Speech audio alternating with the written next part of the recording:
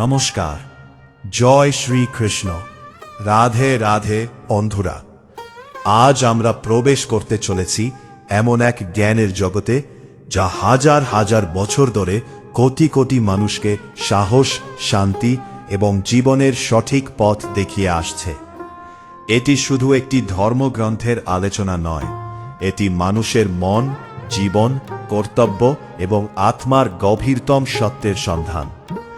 আজকের এই পর্বে আমরা জানব কেন জন্ম হয়েছিল ভগবদ্গীতার, কেন কুরুক্ষেত্রের যুদ্ধক্ষেত্রে দাঁড়িয়ে শ্রীকৃষ্ণ অর্জুনকে এই অমর জ্ঞান দিয়েছিলেন, আর কেন আজও বিশ্বের বিভিন্ন প্রান্তের মানুষ গীতাকে জীবনের পথ প্রদর্শক হিসেবে গ্রহণ করেন।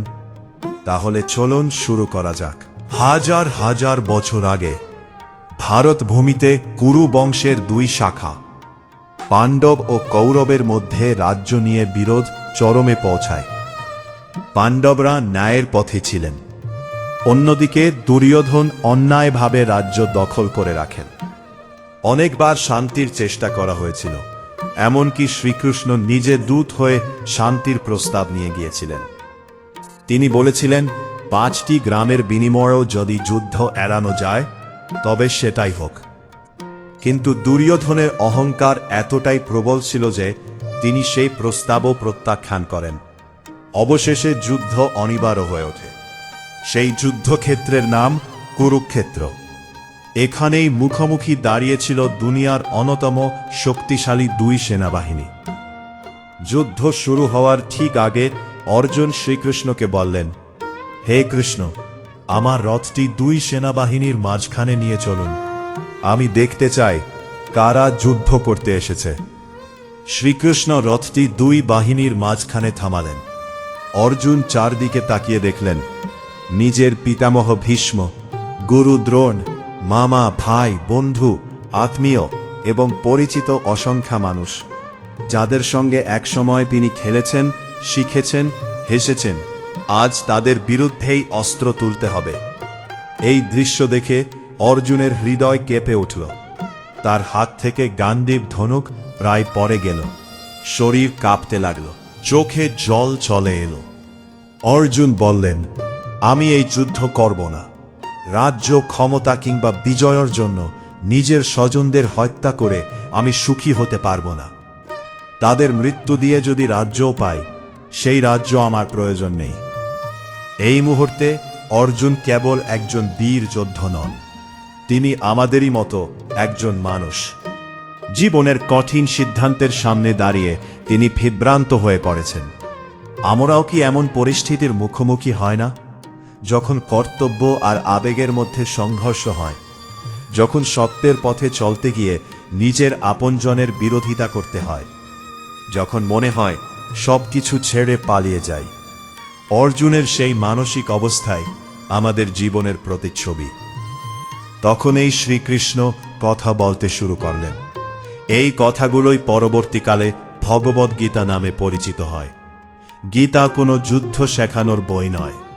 গীতা শেখায় কিভাবে ভয়কে জয় করতে হয়, কিভাবে দুঃখের মধ্যেও স্থির থাকতে হয়, কিভাবে নিজের কর্তব্য পালন করতে হয়, কিভাবে মনকে নিয়ন্ত্রণ করতে হয়, আর কিভাবে সত্যের পথে অবিচল থাকতে হয়। শ্রীকৃষ্ণ প্রথমেই অর্জুনকে বললেন, তুমি যে মানুষদের জন্য শোক করছো, তাদের জন্য শোক করা জ্ঞানীর কাজ নয়। জন্ম যার হয়েছে তার মৃত্যু নিশ্চিত, আর মৃত্যুর পর আবার নতুন জন্ম নিশ্চিত। শরীর পরিবর্তিত হয়, কিন্তু আত্মা অবিনশ্বর। এই শিক্ষা আজও সমান প্রাসঙ্গিক। আমরা প্রায় শরীর, সম্পদ, সম্পর্ক এবং সাময়িক অর্জনকেই সবকিছু মনে করি, কিন্তু গীতা আমাদের মনে করিয়ে দেয় সবকিছু পরিবর্তনশীল। পরিবর্তনের মধ্যেই জীবনের গতি। এরপর শ্রীকৃষ্ণ অর্জুনকে কর্মের শিক্ষা দিলেন। তিনি বললেন, তোমার অধিকার শুধু কর্ম করার ওপর, ফলের ওপর নয়।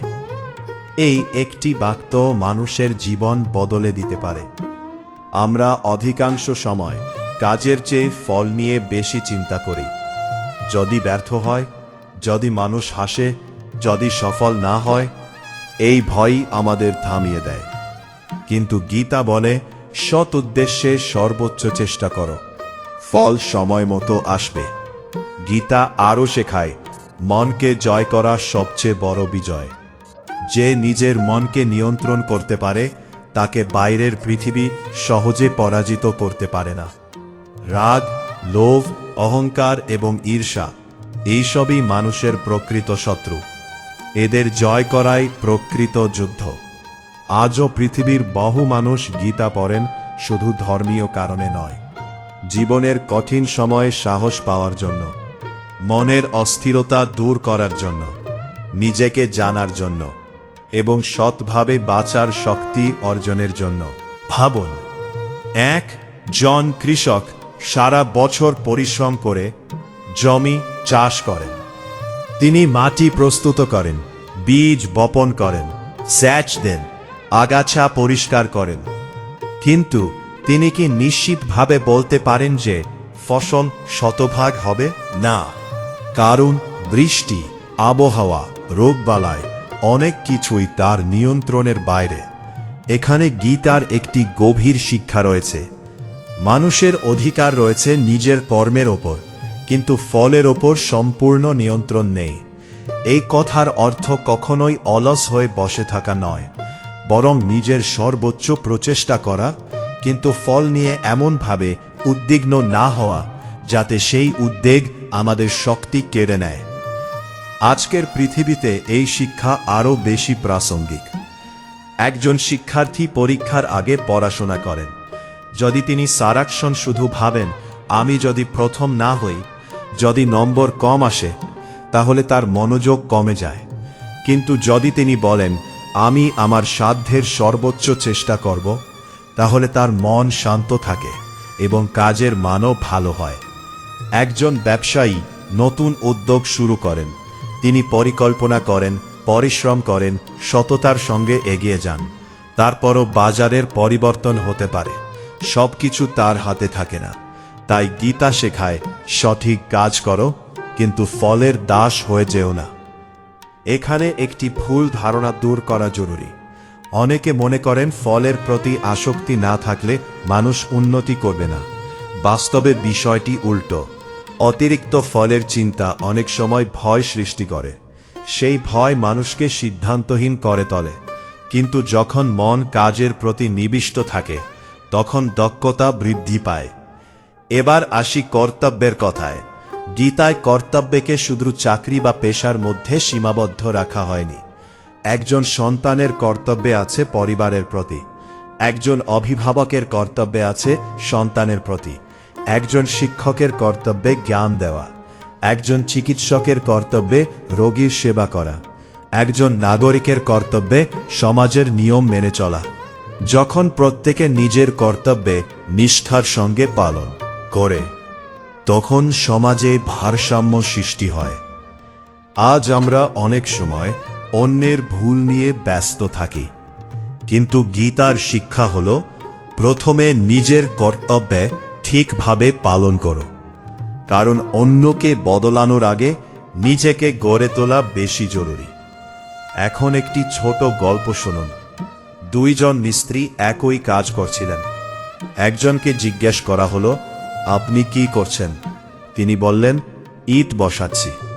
অন্যজনকে একই প্রশ্ন করা হলে তিনি বললেন, আমি এমন একটি ভবন তৈরি করছি যেখানে মানুষ বহু বছর উপকার পাবে। দুজন একই কাজ করছিলেন, কিন্তু একজন শুধু শ্রম দেখছিলেন, অন্যজন দেখছিলেন উদ্দেশ্য। গীতা আমাদের শেখায় কাজের মধ্যে অর্থ খুঁজে নিতে। যখন কাজ শুধু উপার্জনের মাধ্যম নয়, বরং সেবা, উন্নতি এবং আত্মগঠনের পথ হয়ে ওঠে, তখন সেই কাজ আনন্দের উৎস হয়ে যায়। আরেকটি গুরুত্বপূর্ণ বিষয় হল সফলতা এবং ব্যর্থতা। আমরা সাধারণত সফল হলে আনন্দিত হয়, ব্যর্থ হলে ভেঙে পড়ি। কিন্তু গীতা বলছে এই দুই অবস্থার মাঝেও ভারসাম্য রক্ষা করতে হবে। এর অর্থ অনুভূতিহীন হয়ে যাওয়া নয়, বরং এমন মানসিক শক্তি অর্জন করা যাতে সাময়িক সাফল্য অহংকার সৃষ্টি না করে এবং সাময়িক ব্যর্থতা আত্মবিশ্বাস কেড়ে না নেয়। প্রকৃতিকে লক্ষ্য করলে আমরা এই শিক্ষা আরও পরিষ্কারভাবে বুঝতে পারি। সূর্য প্রতিদিন আলো দেয়, সে দেখে না কে ধনী কে দরিদ্র। নদী নিজের গতিতে প্রবাহিত হয়, গাছ ফল দেয়, ছায়া দেয়, অথচ বিনিময়ে কিছু দাবি করে না। প্রকৃতি নীরবে নিজের কাজ করে যায়। গীতা মানুষকেও সেই মনোভাব অর্জনের আহ্বান জানায়। নিয়মিত নিষ্ঠার সঙ্গে আন্তরিকভাবে নিজের কর্তব্য পালন করা। এই শিক্ষাকে কর্মযোগ বলা হয়।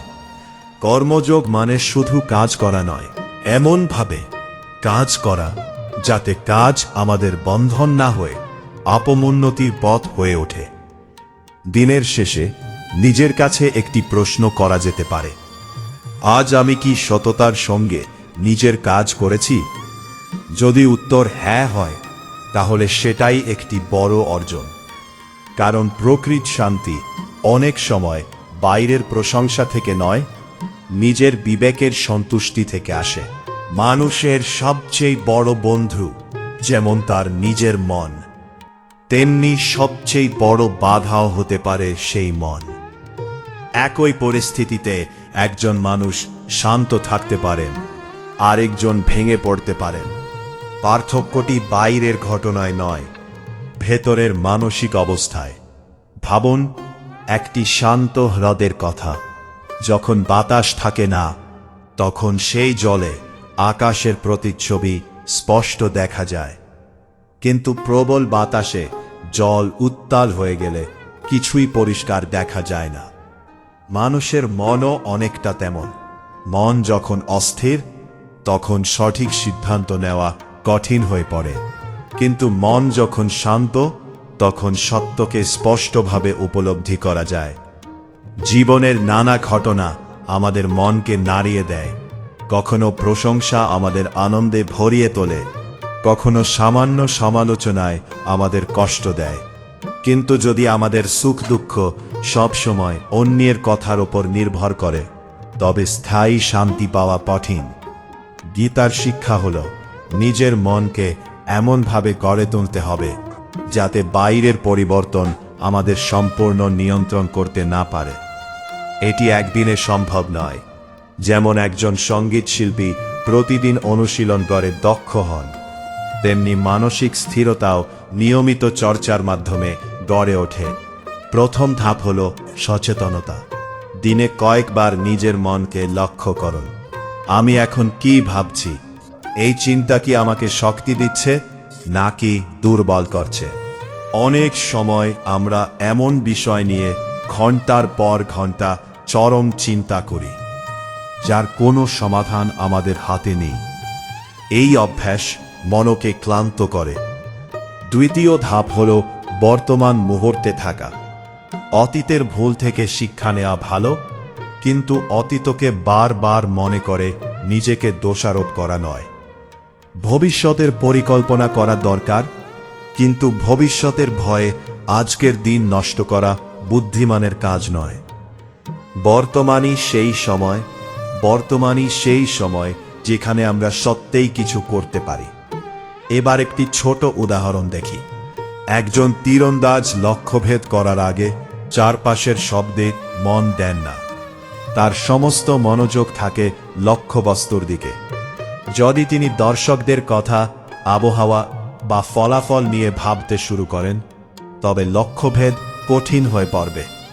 আমাদের ক্ষেত্রে বক্তের মনোযোগের এই শক্তি খুবই গুরুত্বপূর্ণ। যে ব্যক্তি একসঙ্গে অনেক চিন্তায় বিভ্রান্ত থাকে, সে প্রায় নিজের সামর্থ্য পুরোপুরি ব্যবহার করতে পারে না। গীতার আরেকটি গুরুত্বপূর্ণ শিক্ষা হল আত্মসংযম। আত্মসংযম মানে আনন্দ থেকে দূরে থাকা নয়, বরং এমনভাবে জীবনযাপন করা যাতে ইচ্ছা আমাদের নিয়ন্ত্রণ না করে। আমরা ইচ্ছাকে নিয়ন্ত্রণ করতে পারি। ধরুন আপনি কাজ করতে বসেছেন, কিন্তু প্রতি কয়েক মিনিট পর পর মোবাইল ফোন দেখছেন।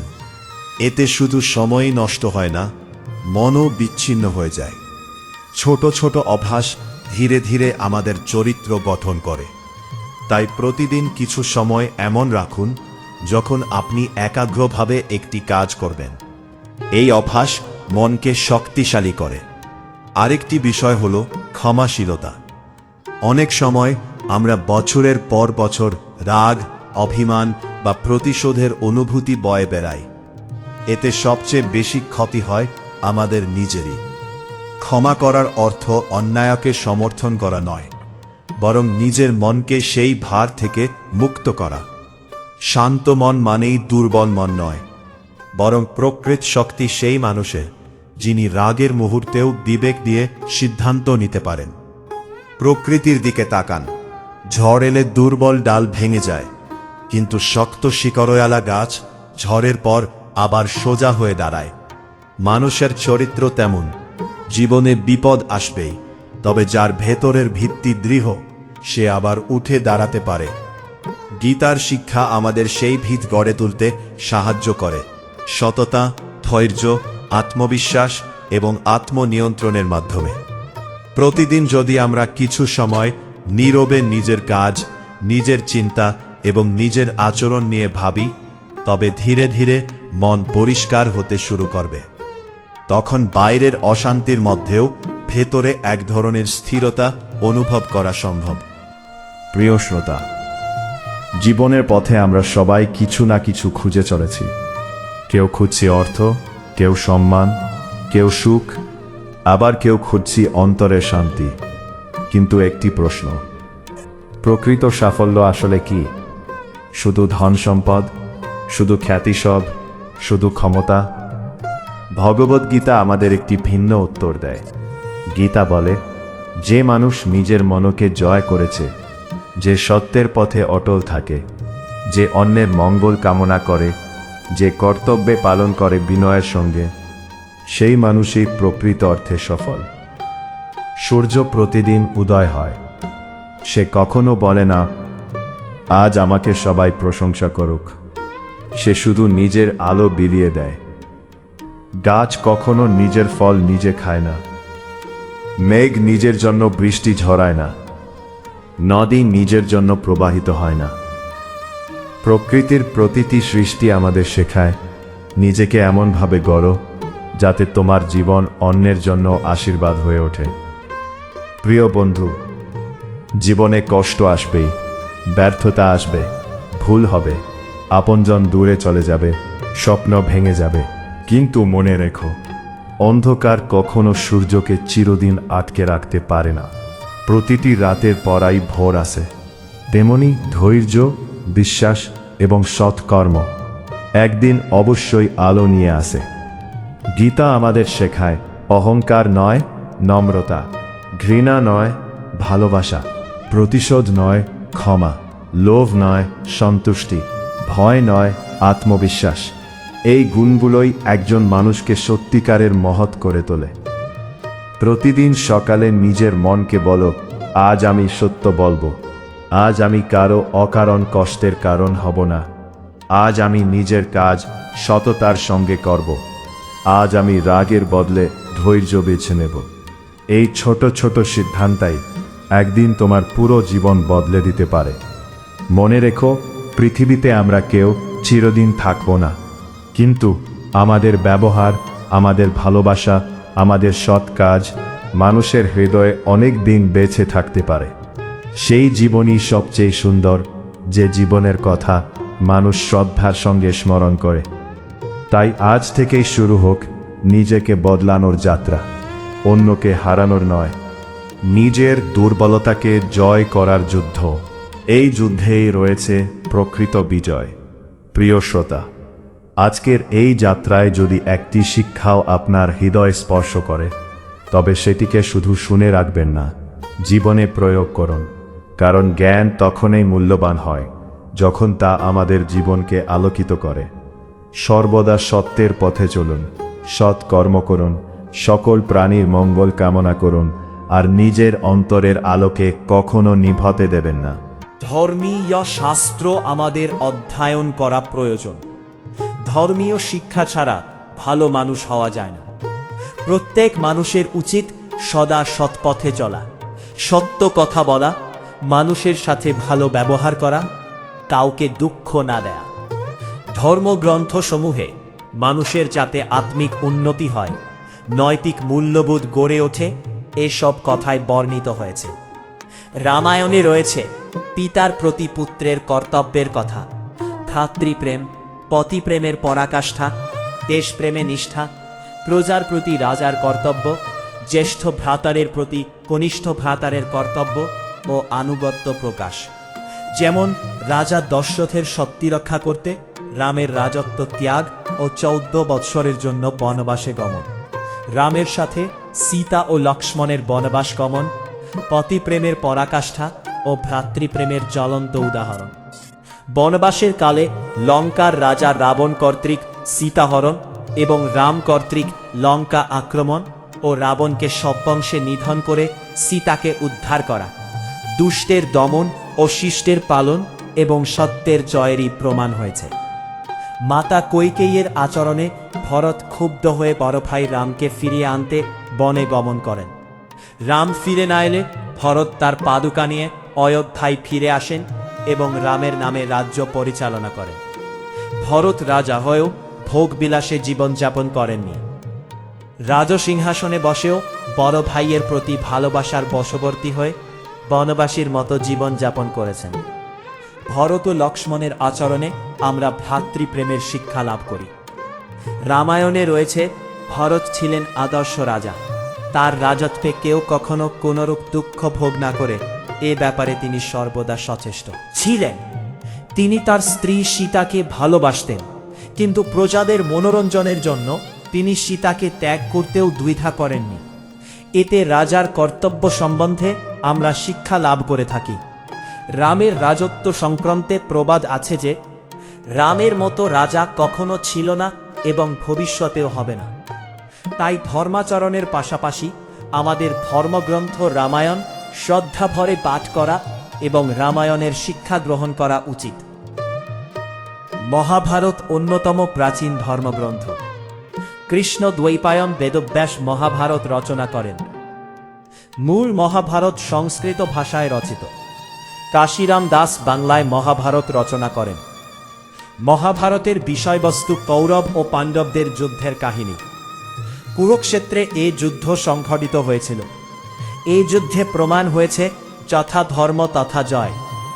কৌরব ও পাণ্ডবদের যুদ্ধকে উপজীব্য করে রচিত হলেও এই গ্রন্থে সংযোজিত হয়েছে নানা আখ্যান উপাখ্যান। এই সমস্ত আখ্যান উপাখ্যানে বর্ণিত হয়েছে ধর্মের কথা, ধর্মিকের কথা, ধর্মিকগণের সাময়িক দুঃখ কষ্টের পর পরিণামে তাদের সার্বিক মঙ্গলের কথা। আর আছে অধর্মের কথা, অধর্মিকের কথা এবং পরিণামে তাদের পরাজয় ও ধ্বংস হয়ে যাওয়ার কথা। মহাভারতে এই রকম বহু কাহিনী উপকাহিনী রয়েছে। এ সমস্ত কাহিনী উপকাহিনী মানুষকে ধর্মের পথে পরিচালিত করে, মানুষকে অধর্ম ও অন্যায় পথ পরিহার করতে শিক্ষা দেয়, মানুষের মনে নৈতিকতা মানবিক মূল্যবোধ জাগ্রত করে, সমাজে শাস্তি ও শৃঙ্খলা প্রতিষ্ঠা করতে সাহায্য করে। এজন্য সকলেরই ধর্মগ্রন্থ পাঠ করে শিক্ষা গ্রহণ করা উচিত। বাংলায় একটি প্রবাদ আছে, যা নেই ভারতে তা নেই ভারতে। অর্থাৎ ভারতবর্ষে এমন কোনো ঘটনা নেই যা মহাভারতে বিবৃত হয়নি। মহাভারতে কুরু পাণ্ডবের দ্বন্দ্ব সংঘাতের মূলে রয়েছে স্বার্থের দ্বন্দ্ব, ক্ষমতার দপ্ত, রাজনীতির কূটকৌশলের আশ্রয়ে যেনতেন প্রকারে প্রতিপক্ষের ক্ষতি সাধন করা এবং ন্যায়, ধর্ম ও সত্যকে পরিহার করে অন্যকে তার ন্যায্য প্রাপ্তি থেকে বঞ্চিত করা। তাই আমরা দেখি মহাভারতে দুর্যোধনের সকল চক্রান্ত ব্যর্থ করে ধর্মের জয় হয়েছে, সত্যি প্রতিষ্ঠিত হয়েছে, কুরু বংশ ধ্বংস হয়েছে, পাণ্ডবগণ তাদের হৃত রাজ্য উদ্ধার করে পুনঃপ্রতিষ্ঠিত হয়েছেন। এতে প্রমাণিত হয়েছে যারা ধার্মিক ও ন্যায়ের পথে থাকে ভগবান তাদের সাহায্য করেন, আর যারা অধর্ম ও অন্যায়ভাবে অপরের বস্তু কেড়ে নিতে চায় ভগবান তাদের ক্ষমা করেন না। সাময়িকভাবে তাদের প্রভাব, প্রতিপত্তি, ক্ষমতার দম্ভ দেখা গেলেও পরিণামে তাদের পতন অনিবার্য। মহাভারতে যে সমস্ত আখ্যান উপাখ্যান সন্নিবেশিত হয়েছে তাতে হিংসার বিষময় ফল আর অহিংসার যে শুভ ফল প্রাপ্তি তার প্রতিফলন ঘটেছে। মহাভারত পাঠ করে আমরা রাষ্ট্রনীতি, সমাজনীতি, ধর্মতত্ত্ব, মানবিক মূল্যবোধ, নৈতিকতা গঠনে উদ্বুদ্ধ হয়। মহারাজ পরীক্ষিতের পুত্র জনমেজয়কে তার পূর্বপুরুষের বৃত্তান্ত বলতে গিয়ে মহামতি ব্যাসদেব এই মহাভারত বর্ণনা করেছেন। প্রসঙ্গক্রমে এসেছে নানা কাহিনী, উপকাহিনী। এ সকল কাহিনীর মাধ্যমে তৎকালীন সমাজ, রাষ্ট্র, মানুষ, মানবিকতা সকলেই বর্ণিত হয়েছে। এখানে বর্ণিত হয়েছে রাজার কর্তব্য, প্রজাপালন, অতিথি সেবা, ক্ষমতার চায় ভক্তির উৎকর্ষতার প্রমাণ। বারবার প্রমাণিত হয়েছে রাখে হরি মারেকে, অর্থাৎ হরি যাকে রক্ষা করেন কেউ তাকে ধ্বংস করতে পারে না। তাই মহাভারত পাঠে আমরা ধর্মাচরণে উদ্বুদ্ধ হয়, মানবিকতা ও নৈতিকতা শিক্ষা লাভ করি, জনসেবায় নিজেকে নিয়োজিত করার প্রয়াস পাই। সুতরাং আমাদের উচিত মহাভারত অধ্যয়ন করা এবং এর মাধ্যমে শিক্ষা গ্রহণ করে দেশ ও জাতিকে সমৃদ্ধ করা। পুরাকালে অরুণী নামে মহাজ্ঞানী এক ঋষি ছিলেন। শ্বেতকেতু নামে তার এক পুত্র ছিল। শ্বেতকেতুর যখন 12 বছর বয়স হল, তখন ঋষি অরুণী তাকে ব্রহ্মচর্য পালনের জন্য গুরুগৃহে প্রেরণ করেন। 12 বছর গুরুগৃহে থেকে শ্বেতকেতু সমস্ত বেদ অধ্যয়ন করে অহংকারী, অবিনীত ও পণ্ডিত হয়ে গৃহে ফিরে এলেন। পিতা তাকে বললেন, শ্বেতকেতু, তুমি তো মহামনা পণ্ডিত হয়ে ফিরে এসেছ, কিন্তু তুমি কি সেই আদেশের কথা জিজ্ঞাসা করেছিলে যাতে অশ্রুত বিষয় শোনা যায়, অচিন্তিত বিষয় চিন্তা করা যায় এবং অজ্ঞাত বিষয় জানা যায়? শ্বেতকেতু বললেন, ভগবান, কি সেই উপদেশ? পিতা বললেন, হে সৌম্য, একটি মৃৎপিণ্ডে জানলে সমস্ত মৃন্ময় বস্তু সম্পর্কে জানা যায়, কারণ একটা ঘট, একটা সরা ইত্যাদি মৃত্তিকার বিকার মাত্র। ভাষা দ্বারা পার্থক্য না করলে সবই মৃত্তিকা। অনুরূপ একটি সুবর্ণ পিণ্ডে জানলে সকল সুবর্ণময় বস্তুকে জানা যায়। কুণ্ডল, বলয় প্রভৃতি সুবর্ণের বিকার মাত্র। প্রকৃতপক্ষে সুবর্ণেই সত্য। এসবই মৃত্তিকার বা সুবর্ণের বিকার ছাড়া কিছুই নয়। মৃত্তিকা বা সুবর্ণেই সত্য। তেমনি হে শ্বেতকেতু, সেই উপদেশ শ্রবণ করলে অশ্রুত বিষয় শোনা হয়, অচিন্তিত বিষয় চিন্তা করা যায় এবং অজ্ঞাত বিষয় জানা যায়। শ্বেতকেতু বললেন, পূজনীয় উপাধ্যায়গণ নিশ্চয় এ বিষয় অবগত ছিলেন না। যদি অবগত হতেন তবে বললেন না কেন? সুতরাং আপনি আমাকে এ বিষয় উপদেশ দিন। অরুণী বললেন, হে সৌম্য, তাই হোক। অরুণী বলতে লাগলেন, শোন, এ জগৎ পূর্বে এক ও অদ্বিতীয় সৎরূপেই বিদ্যমান ছিল। তিনি চিন্তা করলেন, বহু শ্যাম অর্থাৎ বহু হব। তারপর তিনি তেজ সৃষ্টি করলেন। তেজ থেকে জল উৎপন্ন হলো, জল থেকে অন্ন সৃষ্টি হলো। এজন্যই যেখানে বৃষ্টিপাত হয় সেখানে বহু অন্ন জন্মে। অন্ন থেকে মন, জল থেকে প্রাণ এবং তেজ থেকে বাকের উৎপত্তি। শ্বেতকেতু বললেন, আপনি আমাকে বুঝিয়ে দিন। অরুণী বললেন, শোন, পুরুষ ষোলকলাযুক্ত। 15 দিন ভোজন করো না, কিন্তু যতটা ইচ্ছা জল পান করো, কারণ প্রাণ জলময়। জল পান করলে প্রাণ বিয়োগ হয় না। শ্বেতকেতু 15 দিন ভোজন করলেন না। তারপর পিতার নিকট গিয়ে বললেন, পিতা, আমি কি বলবো? পিতা বললেন, ঋক, যজু ও সাম মন্ত্র উচ্চারণ কর। শ্বেতকেতু বললেন, ওই সব আমার মনে আসছে না। অরুণী বললেন, সৌম্য 15 দিন অনাহারে থেকে তোমার 16টি কলা মাত্র একটি কলা অবশিষ্ট আছে। এর দ্বারা বেদ সমূহ বুঝতে পারছে না। তুমি আহার কর, পরে আমার কথা বুঝতে পারবে। শ্বেতকেতু ভোজন করে পিতারের নিকট গেলেন। পিতা তাঁকে যা কিছু বললেন তিনি সে সবেই অনায়াসে বুঝলেন। তিনি বললেন, হে সৌম্য, জল ভিন্ন দেহের মূল কোথায়? জলরূপ অঙ্কুর দ্বারা কারণরূপ তেজকে অন্বেষণ কর। বিশ্ব চরাচর এ সবই সৎ থেকে উৎপন্ন, সতে আশ্রিত ও সতে লীন হয়। এই সৎ বস্তুই আত্মা। শ্বেতকেতু বললেন, হে পিতা, বুঝতে পারলাম না। আরুনি বললেন, হে সৌম্য, এই আত্মাকে জানতে পারলেই ব্রহ্মকে জানা যায়, কারণ সর্বং খলবিদং ব্রহ্ম, অর্থাৎ সব কিছুই ব্রহ্মময়। শ্বেতকেতু বললেন, তাহলে আপনি কে? আরুনি বললেন, ব্রহ্মাস্মি, অর্থাৎ আমি ব্রহ্ম। শ্বেতকেতু, তাহলে আমি কে? আরুনি, তত্ত্বমসি, অর্থাৎ তুমি সেই ব্রহ্ম। শ্বেতকেতু, যদি আমি, আপনি এবং জগতের সব কিছুই ব্রহ্মময়, তাহলে আমরা তাকে দেখতে পাই না কেন? তখন আরুনি শ্বেতকেতুকে এক গ্লাস জলে 1 চামচ লবণ রেখে পরের দিন আসতে বললেন। শ্বেতকেতু তাই করলেন। পরের দিন সকালে আরুনি শ্বেতকেতুকে বললেন, কাল যে লবণ রেখেছিলে তা আন। শ্বেতকেতু লবণ খুঁজে পেলেন না। আরুনি শ্বেতকেতুকে বললেন, গ্লাস থেকে জল পান কর। শ্বেতকেতু জল পান করলেন। আরুনি বললেন, কি রকম? শ্বেতকেতু বললেন, লবণাক্ত। আরুনি বললেন, হে শ্বেতকেতু, লবণ জলে লীন হয়ে আছে, তাই দেখা যায় না, কিন্তু সর্বদা জলের সর্বত্র বিদ্যমান। অনুরূপভাবে ব্রহ্ম সর্বদা সকল স্থানে বিদ্যমান, তাকে আমরা দেখতে পাই না, কিন্তু জানা যায়।